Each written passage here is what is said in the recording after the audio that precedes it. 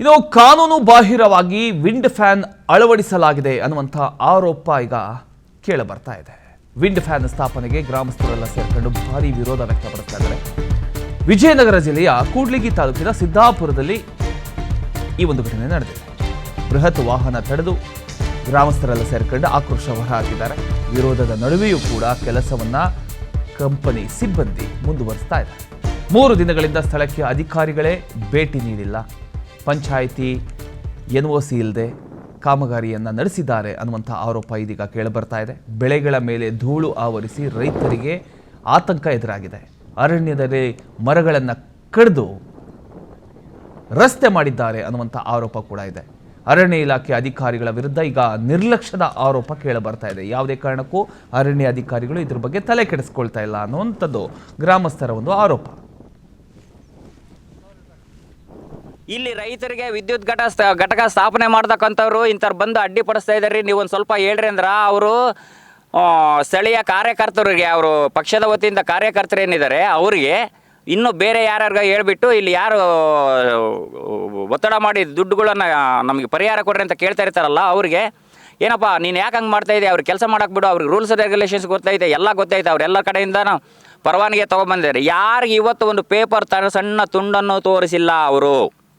ನಾನು ಕೇಳ್ತಾ ಇರೋದು ಅಲ್ಲ, ಇವ್ರು ಹೇಳ್ತಾ ಇದ್ದಾರೆ. ಶಾಸಕರು ಏನು ಹೇಳ್ತಾರೆ, ಸ್ಥಳೀಯ ಕಾರ್ಯಕರ್ತರಿಗೆ ಹೇಳ್ಬಿಡ್ತಾರೆ. ಅವ್ರಿಗೆ ಏನೈತೆ ಹೇಳಿ ಒಂದು ಸ್ವಲ್ಪ ಅವರಿಗೆ ಸುಮ್ಮನಿರ ಕೇಳ್ಬಿಡಪ್ಪ ಅಂತಂದೇಳಿ ಇಷ್ಟೇ ಹೇಳೋದು ಅವರು, ಮತ್ತಿನ್ನೇನು ಹೇಳಿಲ್ಲ. ಅವ್ರು ಇವತ್ತಿನ ತನಕ ಇಲ್ಲಿಗೇನು ಬಂದಿಲ್ಲ. ಬೆಂಬಲ ಇದೆ ಅಂತ ನನಗೆ ಅನಿಸಿದ ಮಟ್ಟಕ್ಕೆ 100ಕ್ಕೆ 1000 ಸತ್ಯ. 100ಕ್ಕೆ 1000 ಸತ್ಯ. ಯಾಕೆಂದರೆ ಅವರ ಬೆಂಬಲ ಇಲ್ದಲೇ ಇವರು ಈ ಮಟ್ಟಕ್ಕೆ ಮಾಡೋದೇ ಇಲ್ಲ ಸರ್. ಅವರು ಈ ಮಟ್ಟಕ್ಕೆ ಮಾಡೋದಿಲ್ಲ. ಅವರು ಕರೆಕ್ಟಾಗಿ ರೈತರು ಕೇಳ್ತಕ್ಕಂಥದ್ದು ಸರಿ ಇದೆ.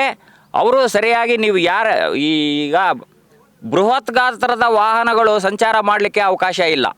ರಾತ್ರಿ ಬರ್ತಾರೆ, ರಾತ್ರಿ ಹೊರಟು ಹೋಗ್ತಾ ಇರ್ತಾರೆ. ವಿಂಡ್ ಫ್ಯಾನ್ ಇವಾಗ ಆಗ್ತಿರೋದು 657 ಸರ್ವೆ ನಂಬರು ಬಾರ್ 3 ಆಗ್ತಿದೆ. ನಮ್ಮದು ಹೊಲ ಪಕ್ಕದಲ್ಲೇ ಇದೆ.